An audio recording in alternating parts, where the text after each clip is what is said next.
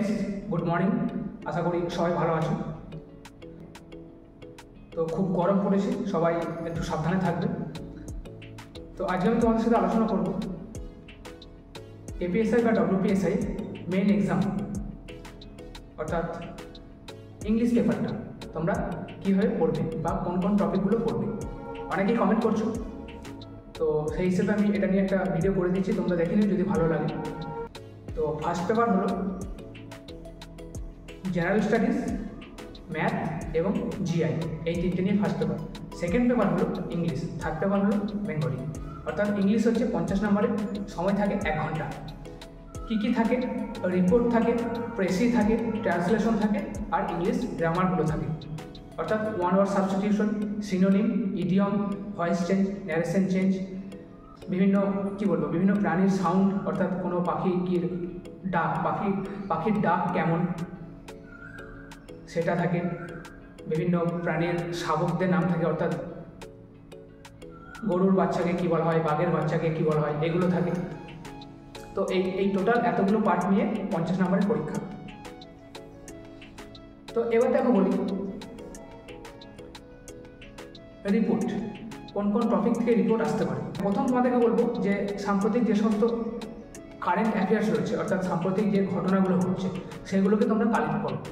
বিভিন্ন গুগলে সার্চ করো, বিভিন্ন ইউটিউব চ্যানেল থেকে, নিউজ পেপার থেকে সেগুলোকে সার্চ করে সেগুলোকে কালেক্ট করো এবং সেগুলো কালেক্ট করে রিপোর্টের মতো করে তৈরি করে খাতায় লিখে রাখো। সাব ইন্সপেক্টরের মেন পরীক্ষায় রিপোর্ট এসেছিল, একটা দিয়েছিল রেল দুর্ঘটনা, একটা দিয়েছিল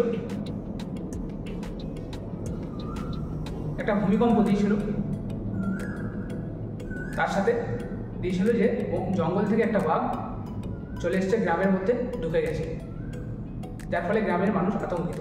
তো এইগুলো নিয়ে রিপোর্ট দিয়েছিল। তো তাই তোমাদেরকে বলবো, এগুলো যেহেতু একটা কারেন্ট টপিক, সাম্প্রতিক টপিক, তাই তোমাদের মেন কাজ হবে এটাই, সাম্প্রতিক যে সমস্ত ঘটনাগুলো ঘটছে, ঠিক আছে, সেগুলোকে কালেক্ট করা আর সেগুলোকেই পড়ো। রিপোর্ট ঠিক ওগুলো থেকেই দেবে।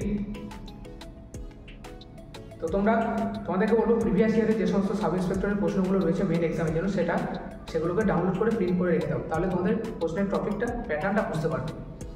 তো এটা হলো রিপোর্ট। আর প্রেসি সম্পর্কে বলতে পারবো না, যেহেতু এটা সেরকমভাবে কমন আসে না বা অনেকটা লেখাও টাফ হয়, আবার অনেকে ভালো লেখে, আমি খুব দুর্বল প্রেসি লেখাতে। তো প্রেসি পড়ার জন্য আমি বলবো একটা বই তোমরা কিনে নাও, যে কোনো একটা বই, ডব্লিউবিসিএস লেভেলের বা সাব ইন্সপেক্টরের স্পেশাল কোনো বই থাকলে ডেসক্রিপটিভের জন্য প্রেসি, সেটা কিনে নাও। তো সেখান থেকে সেগুলোকে পড়ে নিজের একটা জিস্ট তৈরি করে লেখার চেষ্টা করো। যেহেতু হয়তো কমন আসবে না, তো সেই হিসেবে প্রথম থেকে একটা ধারণা নিজের মধ্যে তৈরি করে নিতে হবে, তাহলে পরে সেটা কাজে লাগবে। যখন কোনো প্রশ্ন দেখবে তখন সেই প্রশ্নটা দেখে প্রেসির সারাংশটা তোমরা লিখতে পারবে। তো 3 নম্বর হচ্ছে ট্রান্সলেশন। এবার দেখো, রিপোর্ট অথবা প্রেসি দুটোর মধ্যে অর দেওয়া থাকে, অর্থাৎ অথবা থাকে, যে কোনো একটা করতে পারবে। প্রশ্নের প্যাটার্ন চেঞ্জ হয়ে যেতে পারে, সেটা কিছু করার নেই, কখন কীভাবে চেঞ্জ হতে পারে সেটা সম্পূর্ণটা ডিপার্টমেন্ট নির্ভর করছে। তো তোমরা এইভাবে প্রিপারেশন নাও। তো নেক্সট আসছে ট্রান্সলেশন।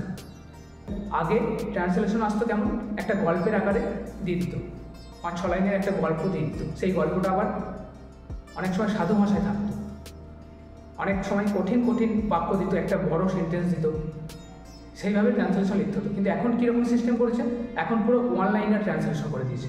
তো তোমাদেরকে একটা এক্সাম্পল দিই, ধূমপান স্বাস্থ্যের পক্ষে ক্ষতিকর, এটা একটা সেন্টেন্স, এই সেন্টেন্সটাকে তোমাদেরকে ট্রান্সলেশন করে লিখতে হবে। তো এটা নিশ্চয়ই খুব সহজ। তো এটাই আমাদের আশা করছি কলকাতা পুলিশের সাব ইন্সপেক্টরের মেন এক্সামে এই ট্রান্সলেশনটা করেছে। তো এখন এই ধরনের 1 লাইনের ট্রান্সলেশন দিয়ে দিয়েছে এবং প্রত্যেকটা ট্রান্সলেশনের জন্য 2 নম্বর করে দিয়েছে। টোটাল 10টা থাকবে বা হয়তো কমও থাকতে পারে। তো এইভাবে তোমাদেরকে করতে হবে। আশা করছি তোমরা বুঝতে পারবে ট্রান্সলেশন আর রিপোর্ট আর প্রেসির ব্যাপারটা। এবার আসছে দেখো গ্রামারের দিকটা। দেখো গ্রামার অনেক সময় ভয়েস চেঞ্জ দিচ্ছে, অনেক সময় ন্যারেশন চেঞ্জও দিচ্ছে, অনেক সময় বিভিন্ন প্রাণীর সাউন্ড, কোনো কোকিলের সাউন্ড কেমন, ঈগলের সাউন্ড কেমন, এগুলোও দিচ্ছে। আগেরবার পরীক্ষায় যেমন ছিল 5টা প্রাণীর সাউন্ড দিয়েছিল, এটাই 5টা নাম্বার তোমরা অবশ্যই পাবে যদি একটু ভালোভাবে মনে রাখো। তার সাথে ভয়েস চেঞ্জ দিয়েছিল, খুব সহজ। ইংলিশ গ্রামার তোমরা যেগুলো পড়ছো, voice change, narration change, one word substitution, synonym, antonym, idiom, এই যে বললাম বিভিন্ন প্রাণীর বাচ্চাদেরকে কী বলা হয়, বিভিন্ন প্রাণীর সাউন্ড কেমন, তো এইগুলো তোমাদেরকে পড়তে হবে। অর্থাৎ তোমরা যেগুলো কম্পিটিটিভের জন্য যেগুলো পড়ছো সেগুলোই তোমাদেরকে পড়তে হবে। কোনো কিছু বাদ দেওয়ার কিছু নেই, কোথা থেকে কী দেবে সেটা বোঝা যায় না।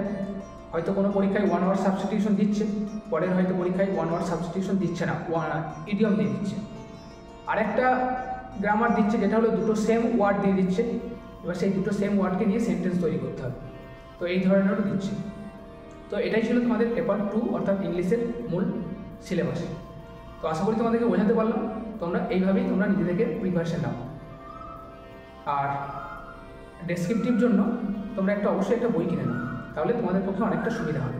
তো থ্যাংক ইউ বন্ধুরা, ভালো থাকবেন, জয় হিন্দ।